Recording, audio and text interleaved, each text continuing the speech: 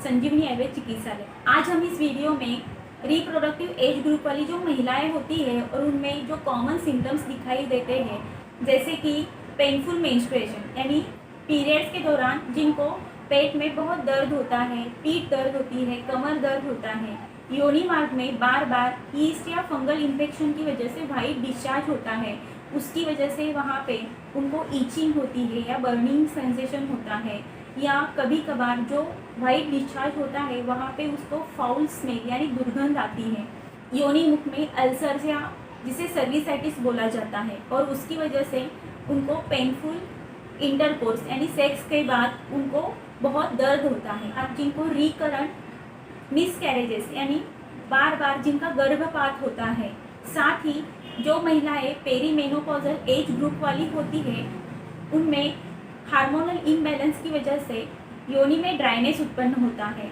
और जिसकी वजह से उनको वहाँ पे जलन या डिस्कम्फर्ट की फीलिंग आती है।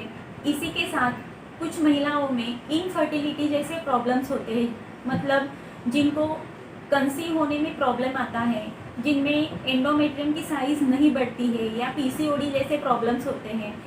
ऐसे जो कॉमन सिम्टम्स होते हैं इनके लिए आयुर्वेद ने एक बहुत ही इफ़ेक्टिव प्रोसीजर बताई है जिसे योनि पीछू कहा जाता है।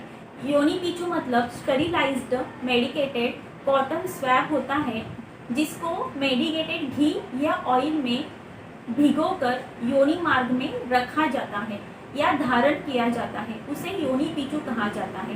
गर्भवती महिलाओं में भी इस योनि पीछू का धारण करने से बहुत फ़ायदे होते हैं। आजकल बहुत सारी महिलाएं नॉर्मल डिलीवरी को प्रेफर करती है और अगर ये डिलीवरी का टाइम जैसे जैसे नज़दीक आता है उस दौरान ये योनि पीछू का धारण उनकी योनि में करते हैं तो वजाइनल कैनाल में जो मसल्स होते हैं उनमें सॉफ्टनेस आती है और उसकी वजह से डिलीवरी भी ईजी होती है और प्लासेंटा का एक्सपल्शन भी ईजी होता है। इसी के साथ पेल्विक फ्लोर में जो मसल्स रहते हैं, लिगामेंट्स रहते हैं, स्नायु रहते हैं, उनमें भी एक तरह की लैक्सिटी आ जाती है और उसके कारण नॉर्मल डिलीवरी होने के लिए ये बहुत ही फ़ायदेमंद हो सकता है। इस योनि पीछू का प्रैक्टिकली कैसे यूज़ करना है इसकी डिटेल जानकारी मैं आपको बताने जा रही हूँ। योनि पीछू या जिसे टैम्पून भी कहा जाता है, उसको बनाने के लिए हमें एक गॉज पीस, कॉटन बॉल और थ्रेड यानी धागे की आवश्यकता होती है। सबसे पहले गॉज पीस को स्क्वायर शेप में कट करें और कॉटन बॉल को गॉज पीस में कवर करके उसे धागे से चारों ओर से बांध दें। धागे के दोनों एंड्स को आपस में बांधें और उसकी जो टेल एंड होती है उसकी लंबाई थोड़ी ज़्यादा रखें। आप एक साथ ऐसे 10 से 15 पीछू बनाकर रख सकते हैं। इसको आपको एयर टाइट कंटेनर में स्टोर करना है। अभी इसको स्टरीलाइज करने के लिए आपको एक प्रेशर कुकर लेना है और ध्यान में रखें स्टरीलाइज किए बिना इसका यूज़ ना करें, नहीं तो इन्फेक्शन के चांसेस बढ़ सकते हैं। स्टरीलाइज करने के लिए आपको एक प्रेशर कुकर में साधारण 200 ml पानी डालना है और उसमें एक स्टैंड रखना है। उस स्टैंड के ऊपर आपको एक बाउल में टैम्पून डाल के उसको रखना है। उस बाउल के ऊपर अब आपको एक जाली या होल वाली प्लेट से उसे कवर करना है। इसके बाद कुकर का ढक्कन बंद करें और उसके 3 व्हीसल्स निकालें। 3 व्हीसल्स निकालने के बाद आपकी स्टरीलाइजेशन की प्रोसीजर कंप्लीट हो जाती है।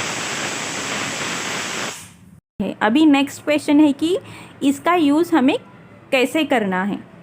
तो जैसे कि मैंने शुरुआत में कुछ सिम्टम्स बताए थे, मतलब pre menstrual symptoms, white discharge, fungal या ईस्ट इन्फेक्शन या नॉर्मल डिलीवरी के लिए आप ट्राई करना चाहते हैं, तो इन सारी चीज़ों को ध्यान में रखकर आपके डॉक्टर आपको स्पेसिफिक मेडिकेटेड घी या ऑयल प्रिस्क्राइब करते हैं। जो ऑयल या घी आपको प्रिस्क्राइब किया है उसको आपको एक छोटे बाउल में लेना है और उसको आपको ल्यूकवार्म करना है। इसके बाद आपने जो स्टरीलाइज किए हुए जो टैम्पून्स है उनको आपको हाथ में लेना है और उसको आप उस घी में सोक करना है और सोक करने के बाद आपको उस पीछू को योनि में धारण करना है।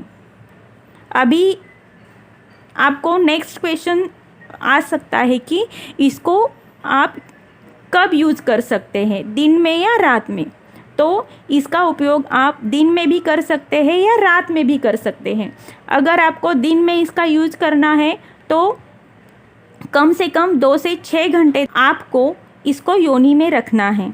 और अगर आप रात को यूज़ करना चाहते हो तो आप जब सोने के लिए जाते हैं तब आप उसको योनि में धारण कर सकते हैं, और सुबह उठने के बाद जब आप वॉशरूम जाते हो तब आपको इसको डस्टबिन में डिस्पोज करना है। जब आपको पीरियड्स स्टार्ट हो जाती है, यानी नेक्स्ट मेंस्ट्रुअल साइकिल की शुरुआत हो जाती है, मतलब जितने दिन तक आपको ब्लीडिंग होता है उतने दिन आपको इसे अवॉइड करना है। और जब ब्लीडिंग कम्प्लीटली स्टॉप हो जाता है फिर उसके बाद आप फिर नेक्स्ट साइकिल तक इसको यूज़ कर सकते हैं। तो ये सिंपल टेक्निक है, आप अपने नज़दीकी डॉक्टर की सलाह लेना है और उसके अकॉर्डिंग आपको इसे यूज़ करना है।